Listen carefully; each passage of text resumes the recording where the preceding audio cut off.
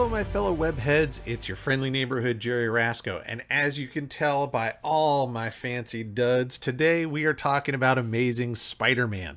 Yes, today we are going to be talking specifically about issue number 69 of the Amazing Spider-Man.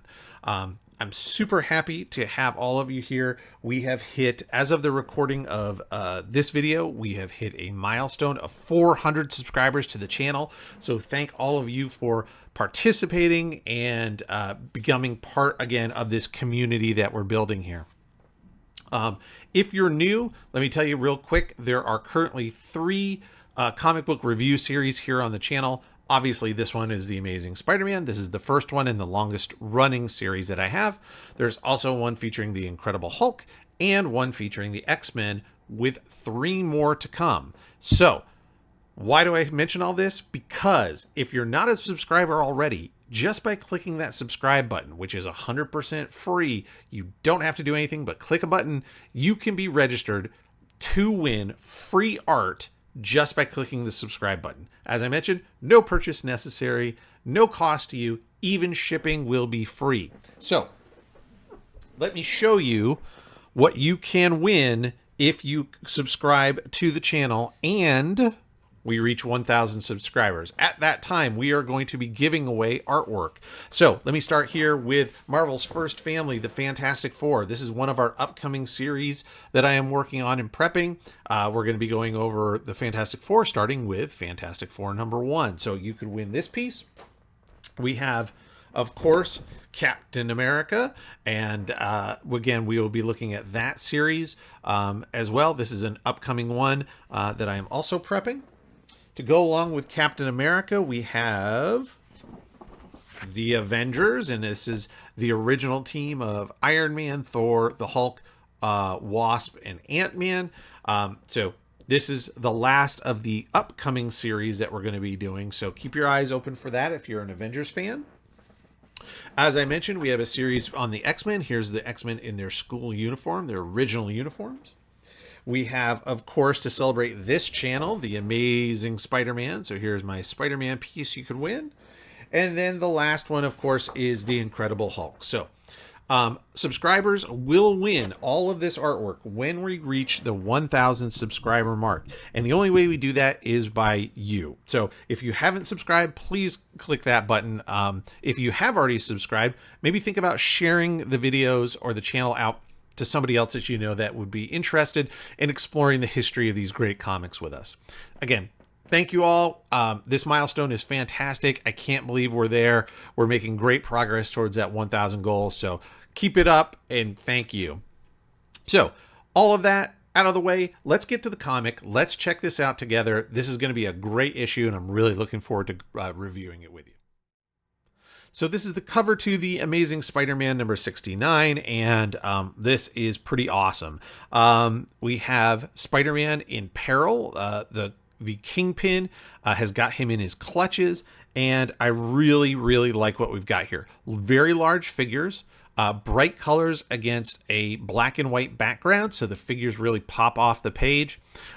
You also have Spidey in a position that really sells the pain of this hold. Like the Kingpin has him, he's got leverage on him, he's twisting that arm back, and the body posture just sells peril and pain, which is exactly what you want to see. Sounds counterintuitive, but you do want to see that in your comic book covers, especially with superheroes, because if your hero isn't in danger, it doesn't have to overcome great odds, then their hero's journey is not as impactful. And that's what we have here, is an impactful moment of Spidey looking like he's in big trouble. The other thing I wanted to point out is this touch of green. So the Kingpin inside the comic does not wear green, and typically is not wearing green. He usually wears white. However, the colorist has put him in green. Why? We've talked about this many times, but again, for anybody who's new, think about your colors and how you mix colors together. So your primary colors are red, blue, and yellow. With those 3 colors, you can mix all the other colors of the rainbow. So blue and yellow make green. Green on a color wheel, and in fact, it's been a long time, but I'll throw up a color wheel here real quick for you to take a look at. So on the opposite side of red is green. These are complementary colors. That means when red and green are next to each other in an image, both become more vibrant. And that's exactly what we've got here. So that's why when you think of so many of these Spider-Man villains, the Vulture, the Lizard, Dr. Octopus, Electro, Sandman, who else? The Green Goblin. So many of Spidey's rogues galleries, Scorpion, so many of Spidey's rogues galleries wear green. Why? Because that green color becomes much more vibrant and electric next to the red of Spidey's costume. So that's why we're seeing it here on the cover. Again, just as a way to help it, again, pop off the cover and attract the eye, because that's the whole point of the cover image. It's selling somebody on a comic they haven't read that they're going to be willing to plop down their 12 cents, which I wish comics still cost 12 cents, but, plop down their 12 cents to read a story they don't know about yet. You need to sell them on this cover image. And that's what we've got here. One last thing I'll mention, the Kingpin almost looks effortless, which I think is really important. Now, realistically, in terms of the character and canon, Spider-Man's strength would outmatch the Kingpin a ton. No matter how big and how muscly he is, he's just a human man. Spider-Man can lift cars over his head. It shouldn't be a problem, but he does have the leverage.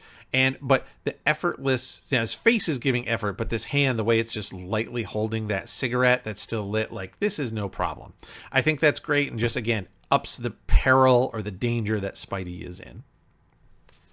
As we open up and get into the comic, I will tell you what I always tell you at this point in all these videos. This is a scanned PDF copy of the comic. In 2004, in this case, Marvel got their hands on physical copies of all these comics, scanned them, and put them on, at the time it was CD-ROM drives, CD-ROM discs that you could play or put into your computer at home and read at home, which is exactly what we're doing here. So that's why we see these original ads. We see the coloring. You're going to see some miscoloring or discoloring of the paper. Again, these things were obviously not new. In fact, this particular issue did come out in 1969. So by the time 2004 came around, not brand new anymore. But what I love about this is it does give us the closest approximation to what it was like to read this book off the shelf. And so that way we're getting the original experience, just like the original readers were. In terms of the art team, I keep saying art team. I don't want to slight either Sam Rosen, the letterer, or Stan Lee, the writer. So both of those guys contributed. In terms of the creative team, we have Stan writing, John Romita, again, mentioned as storyboards. Go back to the last few issues. I've talked about that, what may be the difference between someone doing storyboards and somebody doing illustrations. It leads me to believe that Jim Mooney is doing more finishes over John Romita layouts, but could be completely wrong. But John Romita and Jim Mooney are bringing us the art. Sam Rosen is bringing us the lettering. And as I always say with letterers, if you don't notice the lettering, they're doing the perfect job. And to be honest with you, most of the time, I think I've found one mistake and all that. Actually, one of my most recent videos, I did see a lettering mistake. It wasn't in the Spider-Man comic. It was one of the other series we did. So just goes to tell you, this guy's doing a fantastic job of keeping the word balloons and all the lettering in a way that is easy to follow, easy to read, no misspellings. I know it sounds obvious, but those things are all super critical. This splash page is phenomenal. It jumps us right back into the story. So recap really quick. We kicked off a new story arc last time of the Kingpin of crime stealing this ancient tablet that was on display at Empire State University, where Peter Parker goes to school. He used the cover of a protest. The kids were protesting for affordable housing on campus, and the Kingpin used that distraction to steal the tablet. So the protesters got arrested as being participants or being accessories to the crime, and Spidey has taken off following the Kingpin to try to get the tablet back. I do want to point out there is still, we talked about it in the last video, there is still a little bit of some of the political temperature from this time. Again, 1969, there were lots of issues, and for Stan and team to kind of gently dip their toe into that without getting overly again, political one way or the other, I think is important. We're not going to go into that too deep. That's not what this channel is about. We're really focusing on the artwork. We do sometimes as well, or obviously every time we include elements of the story, but for the most part, we're really here to talk about the art. So that's the idea there. This splash page is amazing. The pose is awesome. I love the fingertips on the wall. The shadows are great. The background of the buildings going from sort of more detail to less detail, and in fact, eventually just blacked out with just windows, is perfect. This is a phenomenal page and really great way to start off this story. I love this splash page. Again, more awesome Spidey poses of him climbing around, swinging around. The down shot here, so we are up above Spidey looking down. And how do I know that? How do I know he's not climbing up the building? Because we established the ground below with very small details like cars, maybe could be some very small people on the sidewalk. The fact that there's a sidewalk in the road, that's all tells us Spidey is climbing down the building and we're looking down with him. Great stuff there. Likewise, this one over here, we're more level with him as he's heading down the building. There is one thing I did want to point out about this one. One of the few kind of issues that I had with this issue is this blending of the shadow right here. So Spidey's casting a shadow against the building, which is perfect. Even though he's very close, that gives us a sense of depth, that there is space between him and the building. And I really like that. It's also over here in the third panel. Both are phenomenal. The only problem I have with this one is the shadow of Spidey goes to the edge of the building, and then they've chosen to black out the buildings behind in the background, and this shadow begins to blend together. And now all of a sudden it doesn't read that these windows are necessarily behind Spidey. They sort of read at the same level because the shadow is all the way across. I would have kept maybe a halo on a halo being a slight white line, basically. Kind of like what they did right there. I'm going to zoom in really far this time. What we've got here, right? So the line work and the shadow of the building doesn't quite come and meet the edge of the building Spider-Man is on, but then it does. And I would have kept that line, this white line, going all the way down, and that would have helped separate those elements. So I think that was kind of missing there.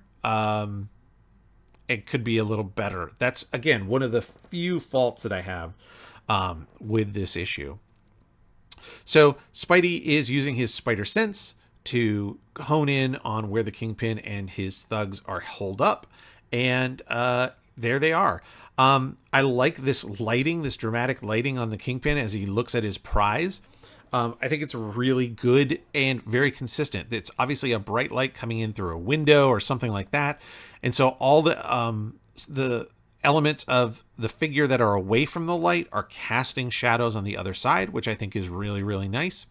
The only thing I think that could be better would be if you had lit him from below, like the tablet itself is giving light. Think of like, Indiana Jones and the Ark, or the briefcase from Pulp Fiction, right? Where it's this magical, mystical thing that's lighting up. Maybe the tablet isn't supposed to do that. It kind of gives a hint that way. And I think I personally would have lit it like that, which means this cast shadow would have been further behind the Kingpin's head as opposed to the side. And the other side of his hands and arms would have been lit. But that's a small decision. And there's no wrong answer. You can light it the way it is. You can light it from the tablet. Both are dramatic and both really work. Also here, the upshot here of the Kingpin, anytime in fact that we look at the Kingpin from below, I think it's a really good choice. It helps emphasize his size, that he is supposed to be large and massive and much bigger than all the people around him. Yes, he is a, I'm not going to go so far as to say he's a criminal genius. He is a criminal mastermind, let's put it that way. He comes up with plots and schemes. But he also, on top of his mind, as you can see, is not afraid to use his physicality to enforce his control. And by doing the upshot and making him appear even bigger, or us, the reader, feeling even smaller by looking up at him, that emphasizes that size, which is really nice. Here's another Kingpin element that I think is fairly new to the series at this point, but does become a really big deal down the road. And that is the Kingpin is extremely touchy and extremely protective of his wife. That is a big deal. And you know, if you followed any of the Daredevil TV shows, whether the Netflix series, the Disney Plus series, etc., you know that is a huge part that they kept of the Kingpin's personality, and it will come into play even more as we go forward into the stories featuring the Kingpin. So that's a nice element there. The one thing I didn't like on this particular page, again, it's fairly minor. It looks like Jim Mooney has added this hatching in the background, and the idea is to fade it from a darker color to a lighter color. I don't like it that much in this particular example. One, the color change is too sudden. It is sort of it's a red, and then there's this sort of line, and it's orange. In today's modern computer coloring, we could go with a gradient that would be incredibly smooth from red to orange, and it would be no big deal. Because of the printing process at the time, everything is sort of hard line. It's either it's red, it's orange. It's very hard to fade colors, because it takes multiple passes and percentages of colors being put down and mixed literally on the paper to make colors. So it's a hard thing to do. The hatching, I just don't think is necessary again, and it kind of ends abruptly. Here's my personal opinion from my own experience. As an artist and who has drawn comics myself, sometimes when you are doing something like this, a lot of talking heads, you're not getting a lot of background in. I will salute John Romita and team and Jim Mooney for the amount of background that they did put in small panels with talking people and dialogue. We see a tiled ceiling. We get a little bit of texture on the walls. We get some angles to show, the kind of the size of the room. There appears to be a window here, a doorway, stuff like that is good. But after you've drawn a while and you're not kind of laying in some real background details, sometimes you get antsy as an artist, and it just feels like I need something. I need something in that background. I don't know what it is, but I need something. And sometimes the easiest thing to do is something like this, which is a cross-hatching pattern. It just in this particular case doesn't work. It can, just in this case, I didn't like the execution of it as well. So that's that. Kingpin has his tablet. He is expecting Spider-Man to show up, and he is going to go put it into a special vault that he has that is so big and so heavy, only he can open it. Dun, dun, dun, dun. Okay, gotcha. No problem. So now we cut from the Kingpin putting the tablet in his safe vault to the police department, where everybody is trying to figure out what's going on. And of course, Jameson is not only this time now, he's not yelling about Spider-Man helping steal the tablet. Now he's yelling about the students helping to steal the tablet.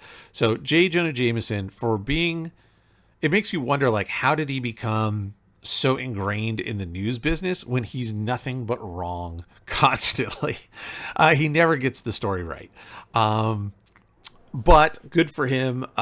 His city editor, Joe Robertson, is in with the demonstrators as the police are interrogating them. Now, what I understand, he's there so that there can be a conversation between him and his son. And we get a little bit, again, of that social commentary about what's good, what's bad, what's right, what's wrong, demonstration, protesting versus damage versus whatever. And again, we're not going to get into the details of that. But I did note that doesn't work. From a story perspective, I understand why he has to be there. Police are not going to allow someone's dad to be in the room, especially if they're legal age, which as college students they would be. The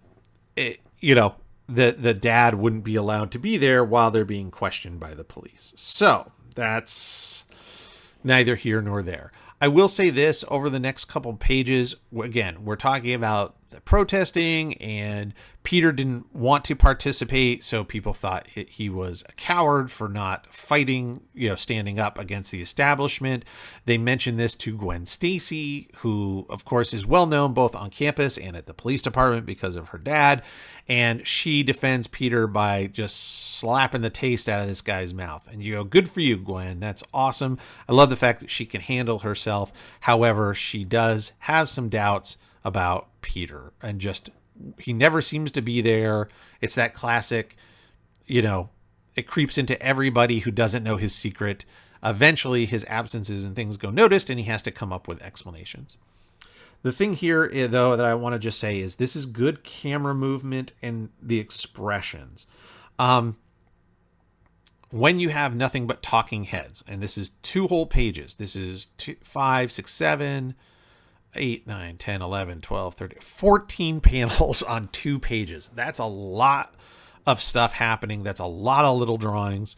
And the way you keep that interesting is by moving that camera around. We have a nice close-up of Randy's face as he's giving his impassioned plea. We have his dad looking at him, so now we're back over his shoulder.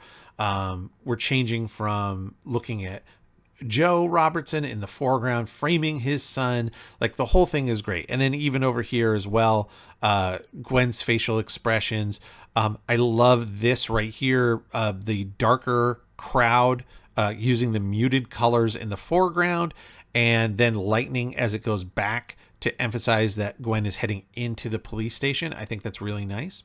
And the last thing I'll talk about this before we move on is the transition. So I've mentioned this a lot before. I have a problem normally with John Romita's transitions. For example, give you a good example here. Going from the Kingpin opening his vault to J. Jonah Jameson yelling at Captain Stacy is a very abrupt scene change. If this was a television show, you would have a black screen, a commercial, something, so that when you came back, you would have changed scenes, because it's so dramatically different. There's nothing visually to tie these together.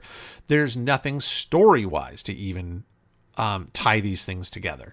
So it's very disjointed as we move from one scene to the next when they have no transitional similarities whatsoever. However, here we do. We're inside the police department. We've established that. And then outside, they say, hey, something's going on outside. We cut. The demonstrators are now demonstrating at the police department to get their colleagues set free because they are innocent. So they protested, but they obviously weren't part of the tablet crime. So going from inside the building, having a word balloon come out through the window and showing what's going on outside is a great transition. That is exactly how you want to do it and how you want to transition from scene A to scene B. So that's perfect. That one really, really works. Here we get to the end.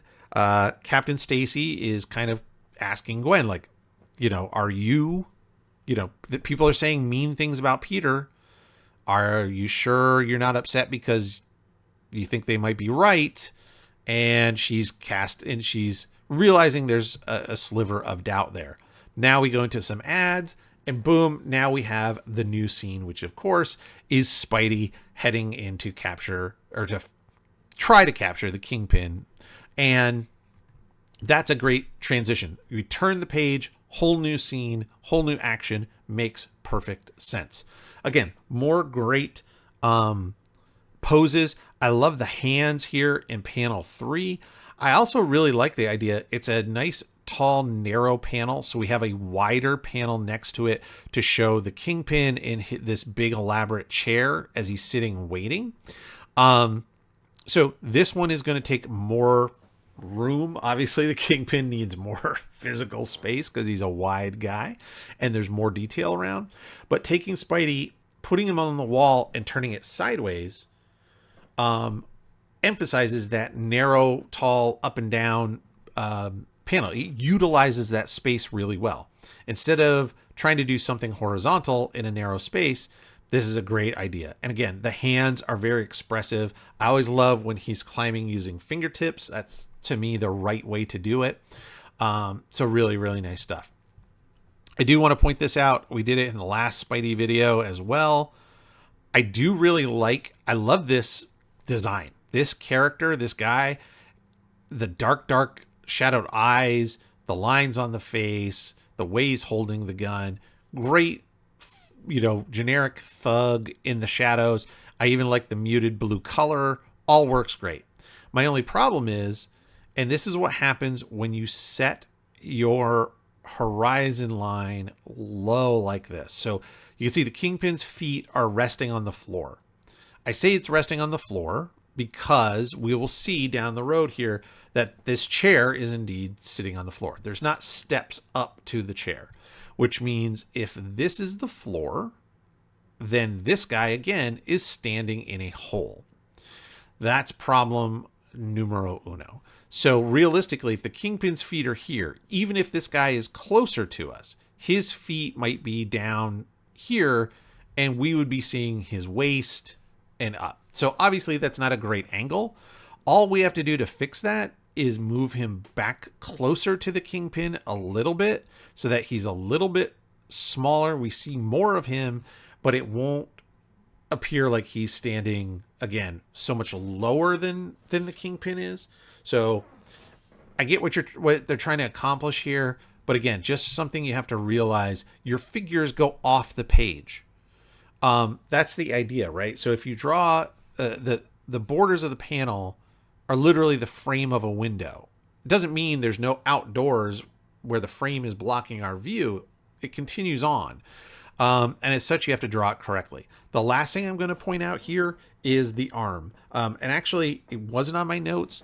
I just noticed this. So if you take his shoulder and you were to draw down from the shoulder, you have the shoulder, the bicep, your elbow would be about at the bottom of the page, right? Your elbow, men's elbows typically end around, I'm kind of comparing myself here, slightly around the belly button area, which means, so again, this is his chest. You think a button. Yeah. So kind of right in here.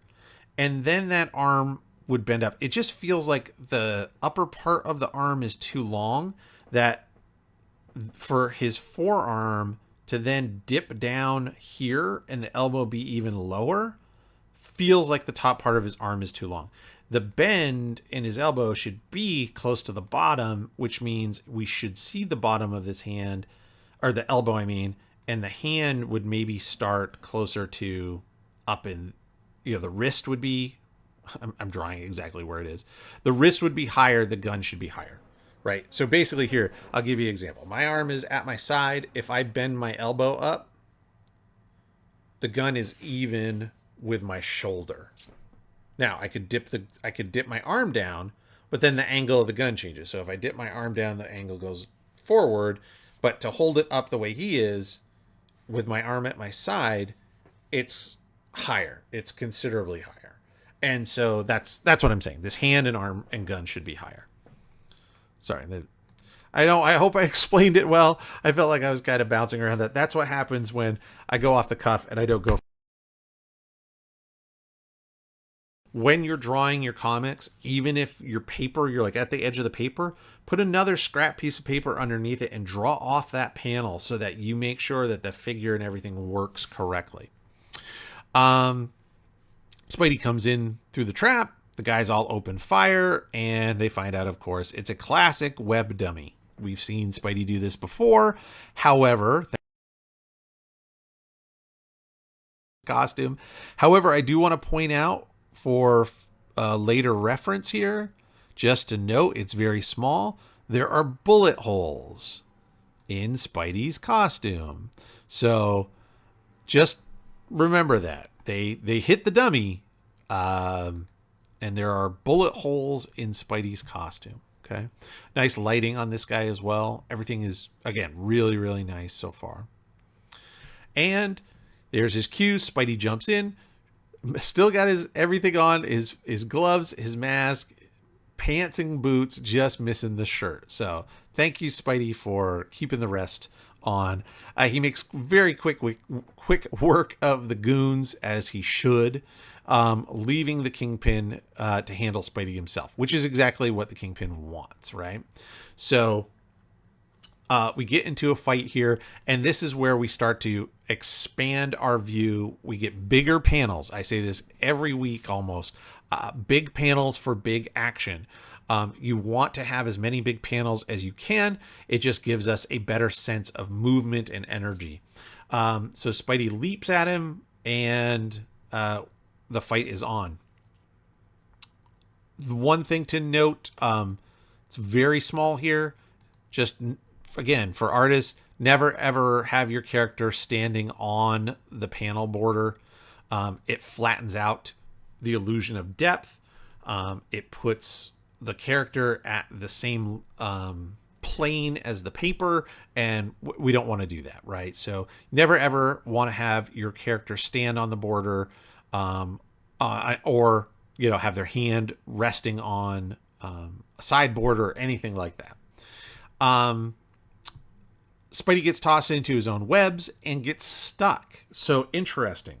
I don't think it's ever been mentioned in the comic, but I've read it, and I don't know if it's officially canon or not, but there's always been a question of, well, how come Spidey's webs stick to everything but him, right? If his webs are as sticky as they're supposed to be, how could he be swinging and let go and have the web come out of his hand? Shouldn't the web line stick to his hand? So the theory that I have heard is that his costume is coated with some sort of a material or something that keeps the web from sticking. So in this case, the only reason, one, he's sort of tangled, and two, he has bare skin, and he mentions it's sticking to his bare skin, which it normally wouldn't do. So that kind of backs up that theory. It's not spelled out, explicitly here, but it is kind of hinted that it's sticking to his bare skin, but it wouldn't stick to his costume. Let's see here. Great stuff again. More action.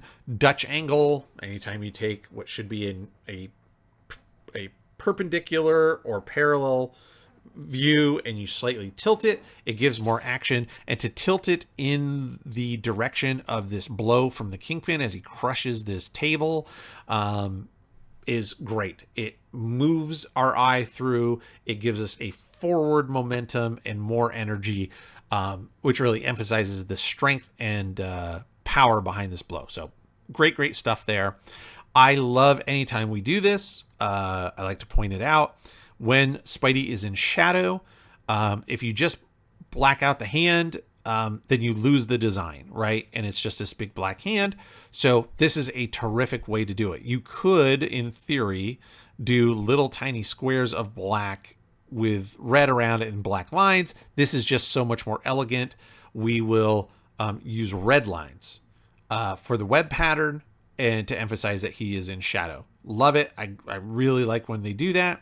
And again, everything moving in the right direction, the energy all flowing from left to right to get us to the page turn. This is really top-notch visual storytelling that we're looking at here. Oh, and by the way, I mentioned again, how did I know that that guy was standing in a hole before? Here's the base of the chair. You can see it's on the floor at the same level as Kingpin's feet. Same thing here. There's no stairs around it or anything like that. So this guy, to be that low, would have to be, like I said, standing in a hole, or that the chair would be elevated so much higher. There we go. So Spidey is free. He's got his shirt free. I like the, again, the pose of the Kingpin. He's been kicked and laying there. For a guy who's big and round, there's still good body language here. And one of the things that I noted, it's a little, in this case, it's a little overdone. But in general, I like the fact that his hands are drawn extremely large, especially compared to Spidey. We'll see that here in the next page. But the large hands, again, just emphasize the size of this person, that he is massive. You know, this is the kind of human being that you come across and you would go, whoa, this guy is, you know, a giant. Like I mentioned, I think in the last video, if you go by canon, this guy is 6'7", 450 pounds. This guy is as big, if not bigger, than any professional football player. So, you know, it's the kind of dude who, you know, you'd shake your hand and your hand disappears. So that's great. And it helps sell the power because, again, remember, you know, I'm telling you, Spidey has fought super villains, like super powered villains.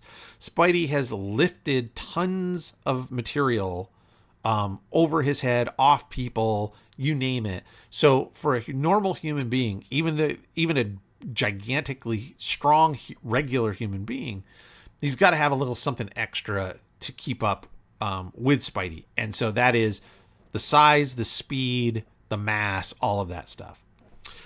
Great angles, great down shot here as we're going through the fight. Again, just so good. It really pays off to move us through the panel, through the page.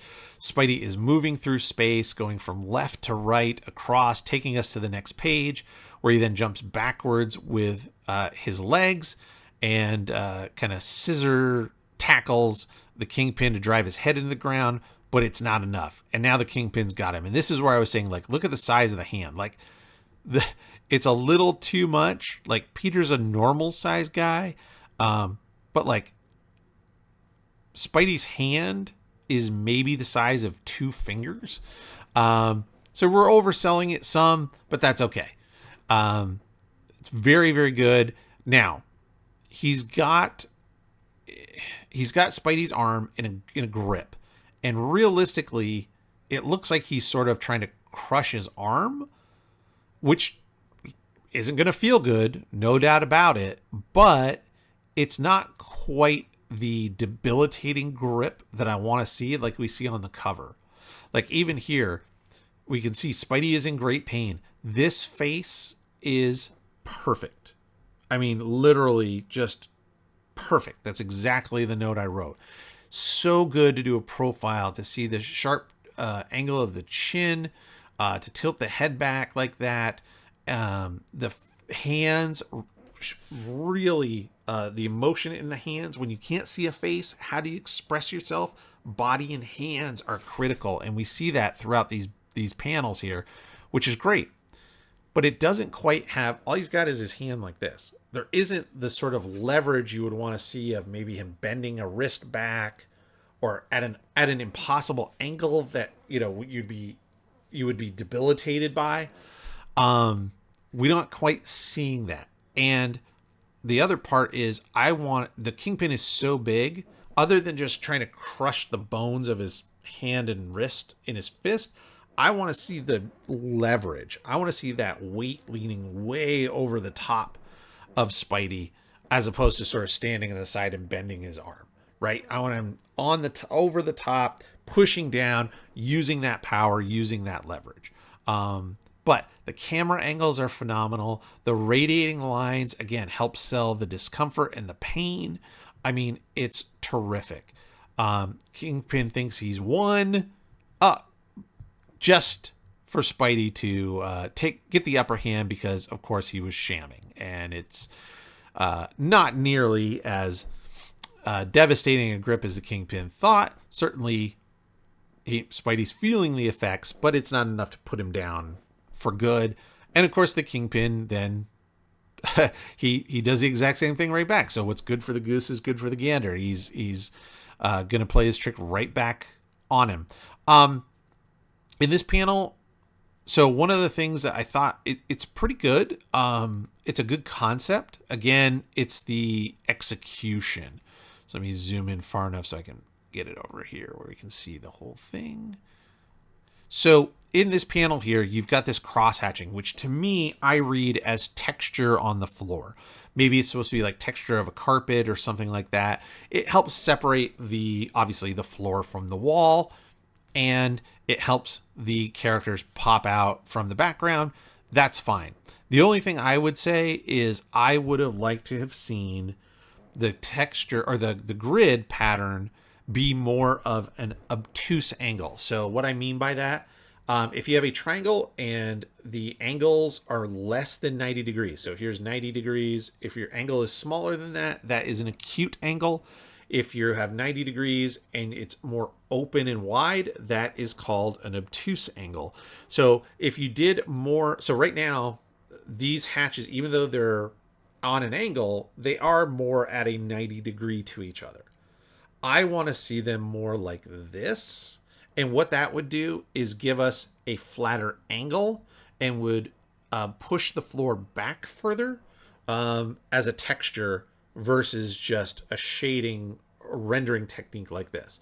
So if you're really trying to establish that that's the floor going back away from us, a more obtuse angle of that cross hatching would really work for that.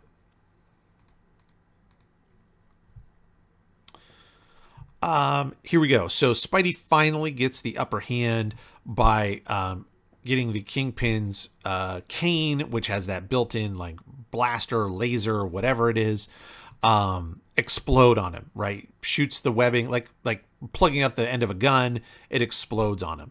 And I've been, the last couple weeks, it seems like in my reviews, really harping on when people do a upshot of the human face wrong. This is a excellent example of an extreme upshot of a human face. Now, this is a little different because he's so fat that his head is very egg-shaped. That helps for sure. But the important elements of the upshot are here. You notice the eyes and the nose are pretty much on the same line here, right? So as opposed to the nose being lower on the face, when you tip back, the foreshortening blends them together so that they are on almost the same level. The ear is way lower, again, because it's tipping down and away. You have great roundness of the mouth. You have to remember that everybody's skull is round, not just this way, but this way as well. And so your mouth protrudes in an arc, and that's exactly what we have here. Good upper lip, the teeth arc as well to match. The whole thing is an excellent example of an upshot. Now, it would be hard to take this and duplicate it on a normal shaped head, somebody that doesn't have a bowling ball for a head, but no, this is done again perfectly. So excellent example there. With a simple couple of words, the Kingpin now sort of, he doesn't fully put the blame on Spidey, but he insinuates that Spidey is complicit in this crime and that they are working together. Now, again, here's my problem with this, which happens from time to time. Somebody says something. We've seen it, like Jameson will come out in the paper and go, oh, Spider-Man's a criminal. And everybody, even though he's saved the day, they've watched him save children and old ladies and the city and astronauts and you name it. The police themselves, he saved police officers. The instant someone says, oh yeah, he's a bad guy, everybody immediately is like, yup. So the Kingpin, who they know is a criminal, is insinuating that Spider-Man is also his criminal accomplice. And nobody questions whether the Kingpin's word is valid. They just immediately jump to the fact that Spidey is a criminal. I do like this orange color. I don't know why. to be honest, but I just went, oh no, I like that. One, it just helps break up the panels a little bit. We've got this blue ceiling, yellow wall. I don't know what it is. It just separates the Kingpin from the rest of it. And it goes to show, like, I think I've mentioned this before, with today's modern coloring, sometimes, and I'm as guilty as this of anybody, as I'm working on my coloring skills, of coloring everything as close to realistic as possible. So you would go in and Kingpin would be flesh tone and you do the shadows and everything. But dramatic monotone coloring, actually, I guess there's two tones. There's like a darker brown and the orange. But the idea of him being like these orange tones, obviously he's not. But using it for a dramatic effect to help separate elements on the page, I think is kind of a lost art and is something that I think we need to probably try to bring back, and using modern tools to do it in an even better way. So there's my 2 cents on the the coloring soapbox, if you will. But I did mention here in my notes, I put a clever boy. So he spins it onto Spidey, so he's going to get his revenge on Spidey one way or the other. All right, we're almost there, folks. Stick with me. We got a couple more pages. So Spidey gets to the vault, and he's literally standing on the wall and pulling. This should not be that hard. I've mentioned it. As much as the Kingpin could lift as a human being, Spidey can lift cars. So he should be able to pull this open even with one hand. But that's okay. He's not super struggling, but he shouldn't really have to struggle at all. He grabs the tablet, he goes outside to hand it to the police, and they begin shooting at him because, again, the Kingpin has mentioned, oh no, he's a bad guy, and nobody thinks to question anything. Even as he's saying it, hey, I've got something for you. Like, I've got the tablet. They shoot at him anyway. So he takes off, and we have, again, a very classic moment of Spidey, being on that edge of, well, if people are going to treat me like a villain, maybe I should be a villain. And, so great pose. I love him standing horizontally off the wall like that. Very nice. The shaking that fist at the world is really good. This Spider-Man in the background, the white line, very cool. It's just a nice background element that I think really works. There's only one issue I have with it, and that is I wish this tablet was colored differently. Because it is so shaded with this white cloth around it, this white line, which is the back of the tablet, kind of blends in with the black and white lines of the Spidey in the background. So there's a couple of ways you could fix this. Again, I mention it all the time. Modern coloring would be the best way to fix this. I would have Spidey here in the foreground, and I could use a very dark red for that Spidey in the background. That would pop off, and that Spidey would come forward, the dark red would go back, and it'd be no problem, and then nothing blends together.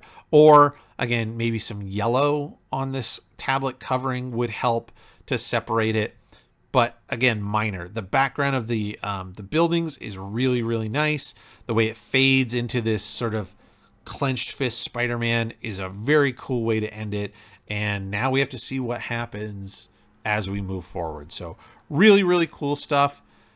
And that is the issue. So we're going to hop back over to the desk and we're going to wrap everything up. So there's Amazing Spider-Man number 69. I love this issue. I think it was great. There's lots of good action here. Some amazing illustrations. So many that I was like, oh, this Spidey is excellent. This one is perfect. The face on here is great. The hands are so super expressive. The minor things that I, picked at is because that's what I do, right? And this channel, I'm going over every one of these issues with a fine-tooth comb so that we're talking about not only the good stuff, but the bad stuff as well, and learning from both, because that is equally important. So anyway, my rating on this one, I give this a 9 out of 10. I think this issue has everybody, the entire creative team is. And unfortunately, this is where the original audio cut out. So sorry about the edit here. For some reason, I've been having some audio issues where, for some reason, my mic kind of cuts in and out at times. And that's what happened. But basically, we just summed it up. I really talked about how the art team was really killing it. I mean, they were running on all cylinders here and really producing an amazing comic. So I'm very happy. Again, 9 out of 10. This is a great book. Highly recommend it if you're a big Spidey fan. And then, of course, hey, don't forget, I hope you're enjoying the channel and the content here. If you are, make sure you're hitting that subscribe button so that way you can be registered to win some free artwork when we get to the 1,000 subscriber mark. And of course, as always, we will see you right here next week with even more amazing Spider-Man. Thanks, y'all. Appreciate it.